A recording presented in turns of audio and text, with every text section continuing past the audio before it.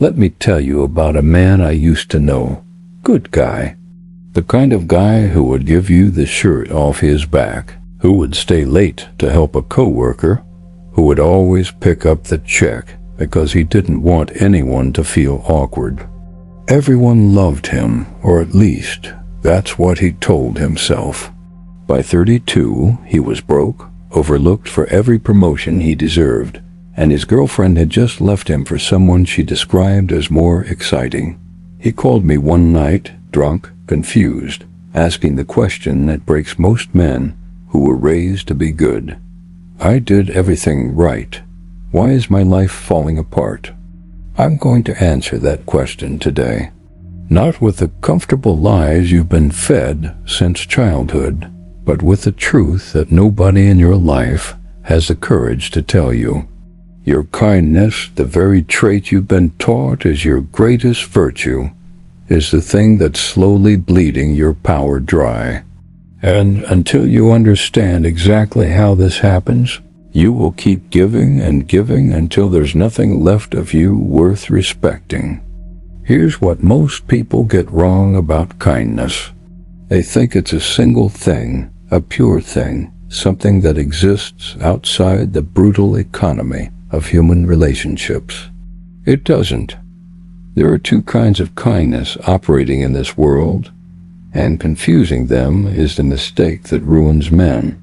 The first kind is strategic generosity, kindness deployed from a position of strength, given freely because you have abundance and choose to share it. The second kind is submissive kindness, kindness performed out of fear, out of a desperate need to be liked, out of a terror that if you stop giving, people will finally see that you're not worth keeping around. The first kind builds empires. The second kind builds doormats. The tragedy is that from the outside, these two kinds of kindness look almost identical. A man buys dinner for his friends, helps a colleague with a project, listens patiently to someone's problems. The actions are the same, but the energy behind them is completely different. And I promise you, people can feel the difference even if they can't articulate it. When you're kind from strength, people respect you more for it. When you're kind from weakness, every act of generosity actually lowers your value in their eyes. This is the paradox that will haunt you until you understand it. The more desperately you want people to see you as good, the less they will respect you for your goodness. Let me show you how this works in practice. Think about the last time you did a favor for someone who didn't really appreciate it. Maybe you helped them move, stayed late to cover their shift, or lent them money you quietly knew you'd never see again.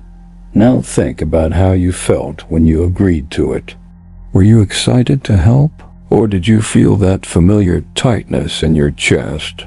That small voice saying you didn't really want to do this, but you couldn't figure out how to say no without seeming like a bad person? That tightness is the feeling of your power leaving your body. Every time you override your own boundaries because you're afraid of how someone might perceive you, you're making a withdrawal from an account you can't afford to empty. The people around you aren't stupid. They register these micro-surrenders even when they're not consciously aware of doing so. When you say yes to something your whole body is screaming no about, your voice changes slightly. Your posture shifts. There's a half-second delay in your response that signals you're performing rather than choosing. And the person on the receiving end files this information away in a part of their brain that's older than language. They don't think this person is weak. They feel it. And from that moment forward, your position in their mental hierarchy has quietly downgraded. This is why nice guys finish last, but not for the reasons you've been told. The mainstream explanation is that women and the world simply prefer jerks, that kindness is penalized in some cosmic injustice. That's not what's happening. What's actually happening is that most nice guys aren't genuinely kind. They're engaged in an unconscious transaction. They're giving away their time, their energy, their resources in exchange for approval, for safety, for the hope that if they're good enough, they'll finally be chosen. And transactions conducted from desperation always favor the other party. You cannot negotiate from your knees and expect to walk away with what you want. Now, I need to be very precise here, because some of you are going to hear this and swing to the opposite extreme. You're going to think the answer is to become cold, to stop helping anyone, to treat kindness itself as weakness. That's not what I'm teaching. That path leads to a different kind of prison. Isolation, paranoia, the hollow life of a man nobody wants to be around. The answer isn't to stop being kind. The answer is to stop being kind for the wrong reasons. The answer is to develop what I call sovereign generosity, the ability to give freely because you choose to, not because you're afraid of what happens if you don't. Let me explain what sovereign generosity looks like in practice. A man with sovereign generosity helps his friend move because he genuinely wants to support someone he values, and he's already taken care of his own priorities. He's not secretly hoping this will make his friend like him more. He's not keeping score. He's not going to bring it up later when he needs something. He helps because helping is an expression of who he is, not a strategy to avoid rejection. And here's the crucial part. If that same friend started taking advantage of him, asking for help every weekend, treating his time as an infinite resource, the man with sovereign generosity would have no problem saying no. He wouldn't feel guilty about it. He wouldn't construct elaborate excuses. He would simply decline, maintain the friendship, and move on with his day. The man operating from submissive kindness cannot do this. For him, saying no feels like committing a crime. His entire self-worth is tangled up in being seen as helpful, as good as the guy who shows up. So he keeps showing up, even when he's exhausted, even when it's costing him, even when the relationship has quietly shifted from mutual support to exploitation. He's being farmed, and the sickest part, he'll defend the arrangement. He'll tell himself these people are his real friends, that he's just loyal, that this is what good people do. He can't see the truth because seeing it would mean admitting he's been running a losing strategy his entire life. Here's where things get darker, and I need you to stay with me through this part, because this is where most people look away. The truth is that the world is full of people who have developed an almost predatory instinct for identifying submissive kindness. They can spot it within minutes of meeting you. They look for specific tells. How quickly you agree with their opinions, whether you apologize for things that aren't your fault, how you respond when they push against your boundaries in small ways. And once they've identified you as someone who will prioritize their comfort over your own well-being, they will use you. Not because they're evil necessarily, but because people take what they can take. The limit does not exist unless you create it. Think about the relationships in your life where you consistently feel drained. Not challenged, not asked to grow, but genuinely depleted after every interaction. I'll bet my reputation that in those relationships, you've trained the other person to take from you by never showing them a boundary they couldn't cross. Every time they asked for something unreasonable, and you said yes, you were teaching them. Every time they disrespected your time and you pretended it was fine, you were teaching them. You have co-authored the dynamic that's now suffocating you, and you did it with your kindness. Now let me tell you about power, because that's really what we're talking about here. Power isn't about dominating people or controlling outcomes, at least not primarily. Power in its most fundamental form is simply the ability to act according to your own will rather than being moved by the will of others. A powerful man can say no. A powerful man can walk away. A powerful man can help generously because his generosity isn't attached to his survival.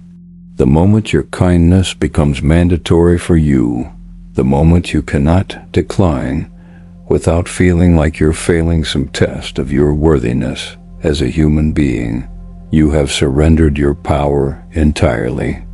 There's a reason why the kindest men often feel the most powerless.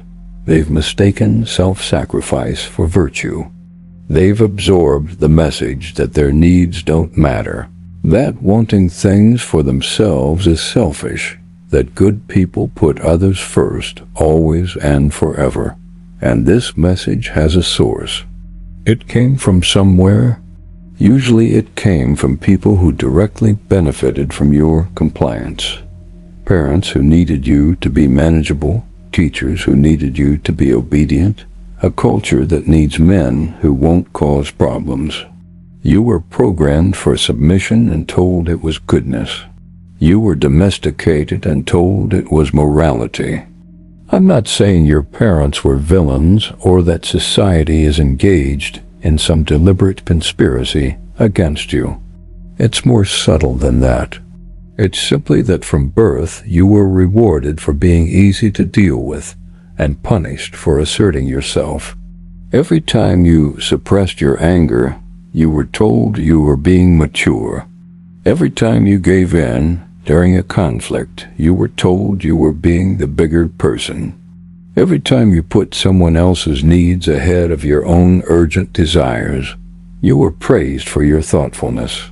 Over 20 years of this conditioning, you developed a self that is optimized for the comfort of others at the expense of your own power.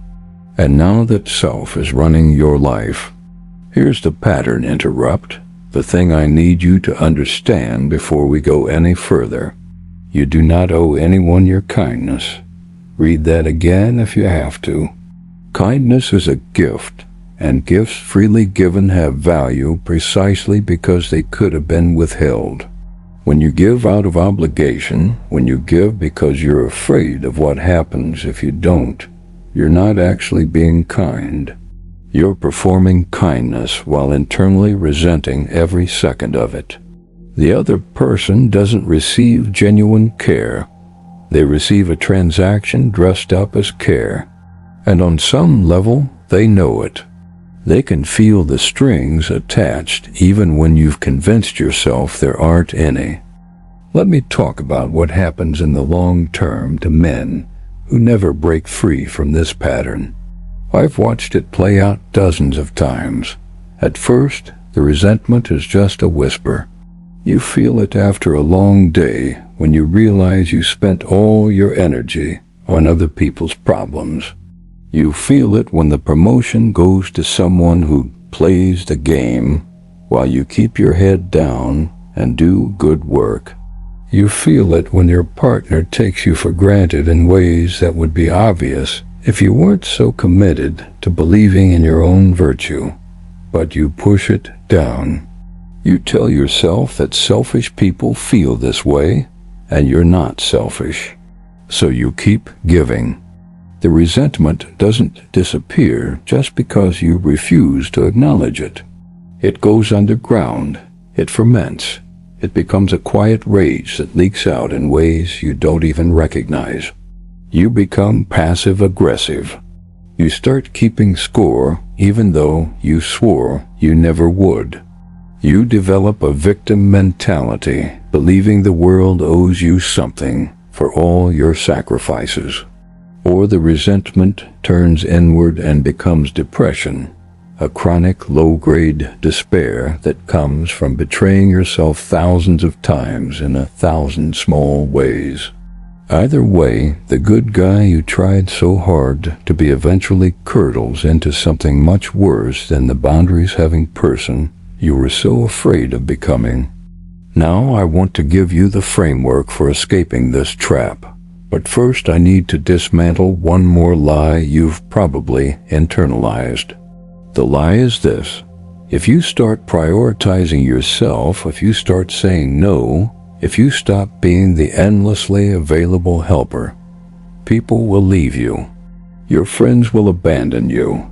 Your partner will find someone kinder. Your family will be disappointed. You will end up alone. This fear is so powerful that it keeps millions of men trapped in patterns they know are destroying them. And I'm here to tell you the fear is exactly backwards. The people who will leave you for having boundaries are the people who were only there for what they could extract from you. Good riddance. Those weren't real relationships. Those were parasitic arrangements you mistook for connection. The people who actually value you will respect you more when you respect yourself. They might be surprised at first when you stop being infinitely available.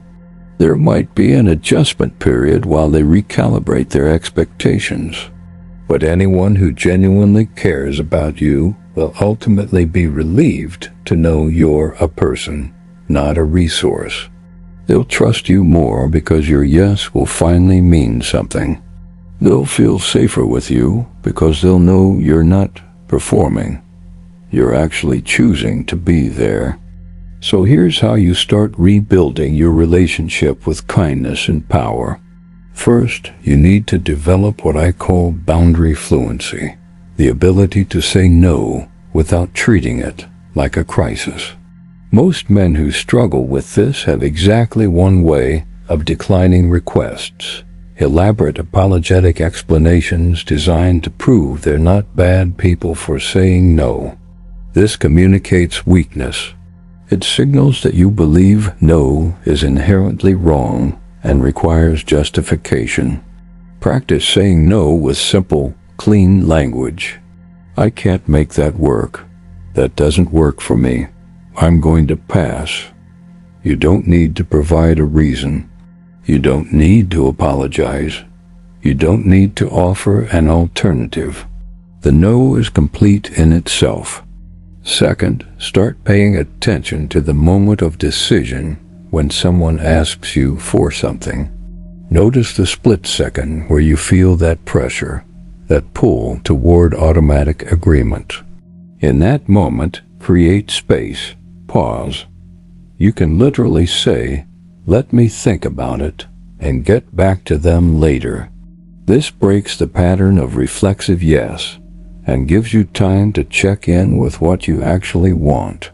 Most people pleasers never give themselves permission to want anything. They're so focused on reading the other person's expectations that they've lost contact with their own preferences. The pause is how you start recovering that contact. Third, and this is crucial, you need to redefine generosity in your own mind. True generosity overflows from fullness, not from depletion. You cannot give what you don't have without eventually collapsing. This means taking care of yourself first is not selfishness. It's the foundation of genuine kindness. Think about it this way. The man who helps you because he's already handled his own business brings a different energy than the man who helps you while secretly drowning. You want to be the first man?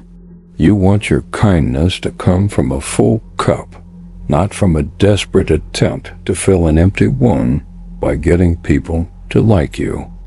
Let me tell you what happens when you make this shift, because I've seen it dozens of times. At first, it feels wrong. You'll set a boundary and then lie awake at night, convinced you've ruined the relationship. You'll say no to something and spend the next 3 days fighting the urge to apologize and reverse course. This is the old programming fighting for its life. It's been running your operating system for years, and it doesn't go down quietly. But if you stay the course, something remarkable happens. People start treating you differently. Not worse, better. They start respecting your time because you've shown them it has value. They start valuing your help because you've shown them it's not infinite. Your yes becomes meaningful because your no proved you have options. The deepest irony in all of this is that you become genuinely kinder once you stop trying so hard to be kind.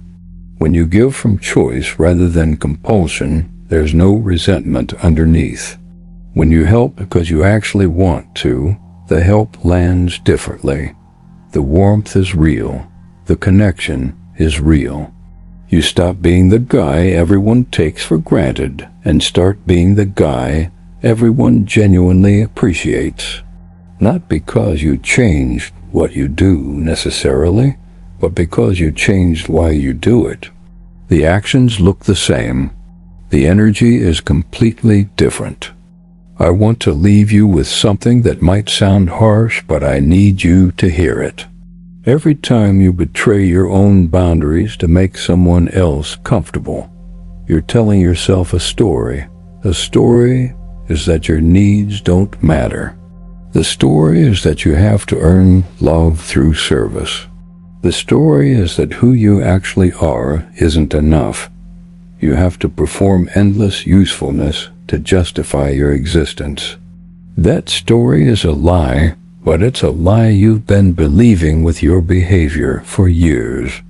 And the only way to start telling a different story is to start acting differently.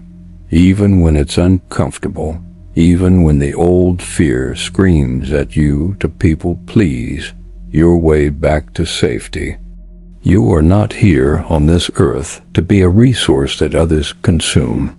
You are here to build something, to become someone, to live a life that's actually yours. And that life requires power. Not power over others, but power over yourself. The power to choose, the power to decline, the power to give generously when generosity is appropriate, and walk away when it isn't. This is not cruelty. This is not selfishness. This is the basic self-respect that makes real love, real friendship, and real influence possible. The man I told you about at the beginning of this video, the one who lost everything, he eventually figured this out. It took hitting bottom, losing the relationship, getting passed over one more time before something finally cracked. But he rebuilt himself from scratch. He learned to say no without apologizing. He learned to recognize the people who wanted him versus the people who wanted what he could provide. He learned that kindness from strength feels completely different than kindness from fear. Last I heard, he was running his own company, in a relationship with a woman who actually respects him, and finally, for the first time in his life, at peace. That's the life waiting for you on the other side of this shift. But you have to walk through the discomfort to get there. You have to feel the fear of setting boundaries and do it anyway. You have to tolerate the guilt of saying no until the guilt loses its power. You have to let go of the fantasy that if you're just good enough, everyone will love you and nothing bad will happen. That fantasy is a trap, and it's time to break free. Stop giving your power away in exchange for approval that never satisfies. Stop betraying yourself to keep people comfortable. Stop performing kindness while starving for genuine connection. The world will not respect you until you respect yourself, and you cannot respect yourself while sacrificing everything that matters on the altar of being liked. Your kindness is not the problem. Your relationship with kindness is the problem. Fix that and everything else changes.